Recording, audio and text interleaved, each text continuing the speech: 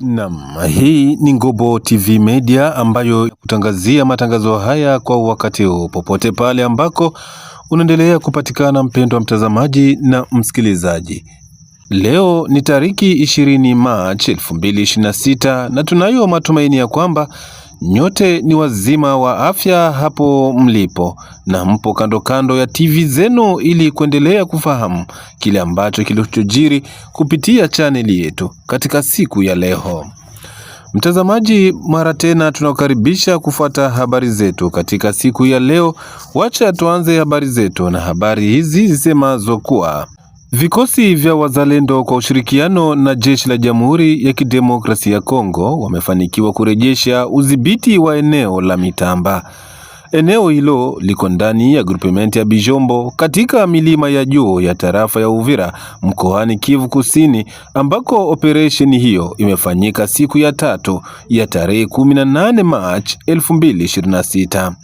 Kwa mujibu wa taarifa tulizo nazo kutoka maeneo hayo, muungano wa waasi wa M23 haukuweza kuhimili mashambulizi makali ambayo yalikuwa yakiletwa na jeshi la Jamhuri ya Kidemokrasia ya Kongo navyo vikosi vya wazalendo. Hatua hii inaendelea kuleta matumaini makubwa kwa raia wa eneo hilo la tarafa la Uvira pamoja na mji huo, kwani baadhi ya raia wameanza kurejea katika vijiji vyao siku ya 4 ya tariki 19 Machi 2025. Siku zilizopita ndipo ambako vikosi vya M23 waliweza kufaulu kushika vijiji hivyo kwa mashambulizi ya ghafla, na siku ya tatu ya tarehe 18 Machi 2026 vikosi vya wazalendo vimefanikiwa kurudisha udhibiti wa eneo hilo.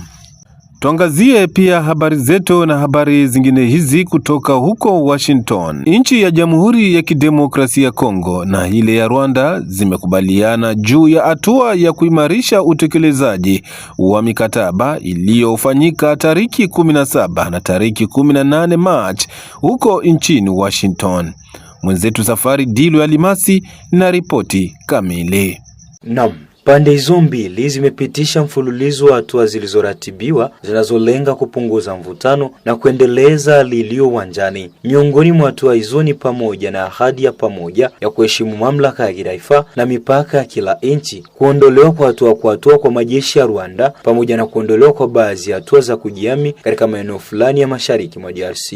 Pia Kinshasa imeahidi kuongeza juhudi zake kwa muda maalum ili kuwazuia na kuwateketeza waasi wa FDLR. Ulinzi wa raia pia umetajwa tena kwa kipaumbele, huku DRC na Rwanda zikisisitiza tena dhamira yao ya kudumisha amani ya kudumu katika ukanda wa maziwa makuu kwa mujibu wa makubaliano ya Washington. Tangazo hili linakuja katika hali ya mvutano unaendelea katika mashariki mwa Kongo. Siku ya Jumatatu, Kinshasa ilikaribisha vikwazo vilivyowekwa na Marekani dhidi ya vikosi vya ulinzi vya Rwanda pamoja na baadhi ya viongozi wake wanaotumiwa kuwa na ushiriki wa moja kwa moja pamoja na waasi wa M23. Kwa mujibu wa serikali ya Kongo, hatua hizi za Marekani ni ishara wazi ya kuunga mkono heshima ya mamlaka ya DRC na utekelezaji wa kweli wa ahadi zilizochukuliwa katika makubaliano ya Washington. Pia ilisitiza umuhimu wa kuwepo kwa uwiano kati ya ahadi za kidiplomasia na hali halisi ya operesheni uwanjani. Kinshasa imeeleza shukrani zake kwa Washington kwa mchango wake katika juhudi za amani, huku ikitoa wito kwa kuendelezwa kwa hatua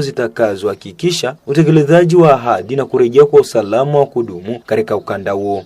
Tukiachana na habari hizo, taarifa zingine zinasema kuwa mbunge Tony Mwamba amewasilisha Alhamisi ya tarehe 19 Machi katika ofisi ya bunge la kitaifa pendekezo la sheria inayohusu kura ya maoni ma referendum katika Jamhuri ya Kidemokrasia ya Kongo. Pendekezo hili linalenga kujaza pengo la kisheria lililopo katika masuala ya kuandaa kura ya maoni kwa kuweka mfumo ulio wazi na salama kwa utekelezaji wa moja kwa moja na mamlaka ya wananchi, amesema mchaguliwa huyo wa Lukunga mjini Kinshasa katika barua yake ya kuwasilisha pendekezo hilo. Hii ni hatua muhimu inayokuja katika muktadha wa kufufuliwa kwa mjadala kuhusu mabadiliko au marekebisho ya katiba nchi ya DRC. Wazo hili linaungwa mkono na chama tawala pamoja na washirika wake, ingawa rasmi rais wa jamhuri bado hajachukua uamuzi kuhusu hilo. Kifungu cha 5 cha katiba tarehe 18 Februari 2026 kinataka kufanyika kwa kura ya maoni kabla marekebisho yote ya katiba. Marekebisho yanakuwa ya mwisho ikiwa yatapitishwa kupitia kura ya maoni iliyoitishwa na rais baada ya ombi pendekezwa au mradi wa marekebisho, isipokuwa yatawasilishwa kwa kura ya maoni ikiwa bunge likiwa limekutana kama kongamano litaidhinishwa kwa wingi wa kura 3 kati ya 5, kinaongeza kifungu cha 218 cha katiba nchi.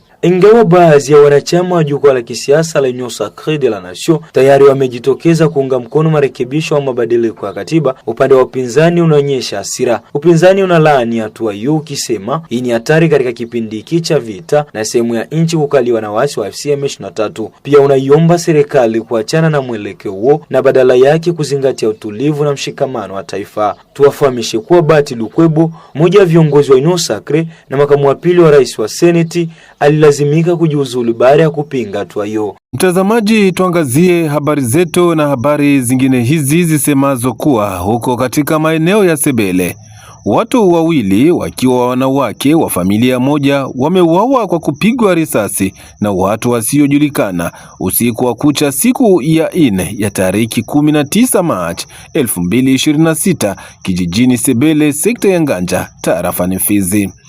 Kwa mujibu wake, mkuu kiongozi wa kijiji cha Sebele Bwana Boyo Masungura amesema kulaani vikali kitendo hicho, huko akiomba vyombo vya usalama kuzidisha ulinzi wa raia na mali zake. Hii habari ni za kweli kabisa. Mimi mwenyewe nilifika hako nikafanya hapo ankete. Ni watu wawili, wanawake wawili, mwana si aveni Fizi, wengine wakampigia masakwe nani aveni Batemwe. Nilifika mimi peke na miguu yangu kabisa, nikahakikisha na foto nikazikamata. Niliambiwa kufanya upelelezi, atukujua kiini na hivi kabisa kwa yeye kupigwa masasi, lakini tunaona alipigwa kama masasi kabisa na wakati pale bila hata kutibishika wala hata kusema. Ilikuwa mazingira ya masasi au usiku ndio walipigiwa hiyo masasi. Na mmesema mmefanya uchunguzi umefikia wapi? Tunafanya upelelezi kujua kiini, labda kunaweza kuwa kinwara nkile mjamaa yao ama walishikana vya ulosi, kiasi sijapata habari kabisa. Hata wanamwambia familia tuliwauliza hawakuwa na neno yenyewe, walituambia hakuna kabisa, hakutambia chochote. Sasa kama vile kiongozi wa eneo, hiyo hali kwa upande wako unaipokea namna gani? Mimi hiyo hali niona ni hali mbaya sana. Ningeomba kuhusu ya sheria wakuu wa askari wakikamatia mpango wa kuweka wa FARDC mwingine katika Sebele, sababu hao hizi silaha hizi na zinazaga mwingine, maafa yatakuwa mengi sana. Wananchi hivi wanafaa kuwa na wasiwasi. Kuna wamoja hivi ikishenea saa 1 usiku hawakaji tena ndani nje, wanakaa ndani sababu ya kuogopa hiyo hali ya masasi kila mara. Ujumbe kwao sio kwa wananchi, lakini tulikuwa na chef de secteur hapa pamoja na mimi na mkuu wa majeshi mkuu wa Fizi, tulikamatia mpango kabisa kusema eti walete wa serikali wa FARDC wakuje kukaa hapa, na yoyote nilikuwa na silaha atoe silaha yake kujeshi, kama ataenda kwa mafunzo ama kama ataenda kupita atoe silaha yake kujeshi. Kama kutoa silaha yake na wakimuona naye wanampokonya. Walikuwa watu wa familia moja, mkubwa na mdogo, mama mmoja, baba mmoja. Kwa mwingine walikuwa nakaa hapa karibu yetu hapa Buzimba, mwingine wenyewe anaita Buzimba. Umoja leo akalia Msebele. Na wengine kukanuka miaka kutosha yuko huko Msebele. Alikuwa kwa mkaaji, sema alikuwa kwa wakaaji.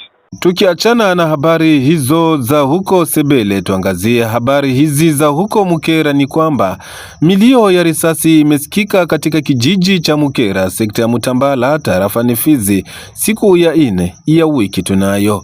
Raia wamoja walianza kufunga mizigo yao kutokana na wingi wa milio ya risasi iliyosikika kijijini humo. Akizungumza na chaneli yako, mkuu kiongozi wa kijiji cha Mukera Mboka Ishie Tumbula wa 13 amesema ni jambo la kusikitisha kuona jeshi la Jamhuri ya Kidemokrasia ya Kongo linakuwa kwenye mstari wa mbele kwa ajili ya kuzorotesha usalama wa raia kijijini Mukera. Hata hivyo, ameomba kwa wakuu viongozi wa kijeshi kubadili askari jeshi la taifa FARDC Unité ya Gepard, huenda ikawa suluhisho tosha kwa usalama wa raia kijijini Mukera. leo Masasi Didia ni askari mmoja alikuwa akipiga masasi ya kulilia mshahara wake kwa wakubwa wake. Ilikuwa masasi ilikuwa mingi zaidi na ilikamata muda wa dakika 30 hii ya leo haikuzorotesha usalama. Masasi iliyozorotesha usalama ilikuwa masasi iliyokizika siku ya Mungu ndio ilizorotesha usalama. Usalama unakamilika kuwa halali kwa sababu siku ya sita Bukushe, siku ya Mungu, kulionekana maiti ya mtu njia ya kutoka kwenye miguu. Alafu tulipokwenda siku ya Mungu asubuhi, tukaenda kuta mwili wa ule marehemu, ikaonekana ule mwili ulikuwa mwili wa askari. Ya risasi kifuani na risasi kwenye kichwa. Alafu na ndio ilikuwa kisa ya maskari kutomboka siku ya Mungu kupiga risasi ya mingi zaidi, kuwazia labda ni wazalendo walioua huyo ndugu. Baada ya uchunguzi ikakuja onekana ni maskari wengine wenzake ambao walitoka nao Kibete kushuka Mukera, wakaona mwenzao yuko na pesa ambazo alikuwa akifanya rikilimba ile ni wajeshi wanafanyaka, wakapatwa na roho ya tamaa, wakaua mwenzao, wakampora hizo pesa, na kwa sasa wale wauaji walikufa wote wako kingoni. Ile hali ya watu kunyang'anywa, kunyanyaswa kama vile simu, sijui pesa, vitendo kama na hivyo vinaripotiwa Pamukera au tayari vimepita na wakati kabisa vimeisha? Vitendo hivyo vilirudia Kera. Kuna tofauti labda ya mwezi mmoja tu, wanajeshi siku walikuwa wakinyang'anya waraia na simu zao za mkononi, alafu na kupiga watu usiku. Hivi vitendo havijatokomezwa. Tumekwisha kufanya vikao vya kuungana na viongozi, alafu kwa sasa ndio tunaona na muda vinataka tulia kidogo. Ujumbe wangu kama vile kiongozi wa kijiji kwa wakuu viongozi wa jeshi, tambua kama kazi ya jeshi ni kukinga nchi na mipaka ya nchi na kulinda na mali yake yote. Wanapata kuheshimu hiyo, na naweza kupeleka ujumbe kwa wakuu viongozi wa serikali. Jiji ya Mukera imepita teteka muda mrefu kulingana na masasi ya muda mrefu kupigwa ndani ya kijiji. Wangeingilia kati kwa kufuatilia hiyo tatizo iishe, itokomezwe kabisa, na mwishowe labda tungeomba hii miti ya watoto wa Jepare wangepelekwa nafasi nyingine ili Mukera kupelekwe miti nyingine ya jeshi, labda ingeleta amani. Tutamatishe habari zetu katika siku ya leo na habari zingine hizi zisemazo ya kwamba kiongozi wa sekta ya Nganja anapanga kujenga minara ya watu watatu Pafizikati kama ishara kwa kazi ambayo wanaendelea kuifanya kwa faida ya raia wa Jamhuri ya Kidemokrasia ya Kongo na tarafa la Fizi kwa upekee. Kwenye mazungumzo nasi, Bwana Akili Bernard, mkuu kiongozi wa sekta ya Nganja, amesema kuwa watu wa hao watatu ni pamoja na Rais Felix Tshisekedi, Jean-Jacques Lakano Jogo, gavana makamu wa mkoa wa Kivu ya Kusini, pamoja naye Kamanda Amuri William Yakutumba. Akili Bernard, kiongozi wa sekta ya Nganja tarafani Fizi, anaeleza kwa urefu zaidi kwa nini kutaka kujenga minara ya watu hao watatu. Reso yangu iko na deux volets. Volet ya kwanza ni ya resistance na volet ya pili ni ya reconnaissance. Resistance, wote watatu ni wa resistant patriot, sababu hili ambalo tulikwenda kuliona hapa ilienda kudhibitisha upendo ambao wanao juu ya nchi yetu ya Kongo ya Kidemokrasia. Na hilo ndio inanipelekea mimi kusema kwamba ni lazima tuweze kufundisha watoto wetu uzalendo. Watoto wetu waweze kuiga mifano ya hao ambao, sababu les institutions restent, les hommes passent. Wote watapita, lakini tutakuwa na kumbukumbu kwa kazi ambao waliweza kutumikia tarafa la Fizi na nchi ya Kongo kwa ujumla. Kwa Kamanda Amuri Yakutumba, mimi niko convaincu na kitu kimoja. Resistance ambayo alikuwa nayo miaka 18, tuko kwenye utawala wa Kabila.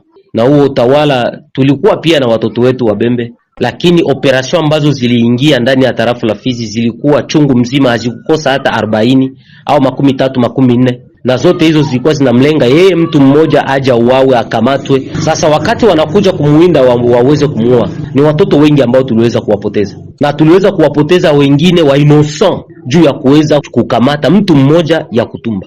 Resistance yake ya yeye kuwa mpori iliweza kutusemea kwa mambo mengi, sababu tuliweza kupata operation kimya de kifyagio na kadhalika, lakini kijana aliweza kusimama imara na kusema kwamba tarafa langu la Fizi halitaweza kuchukuliwa na wageni.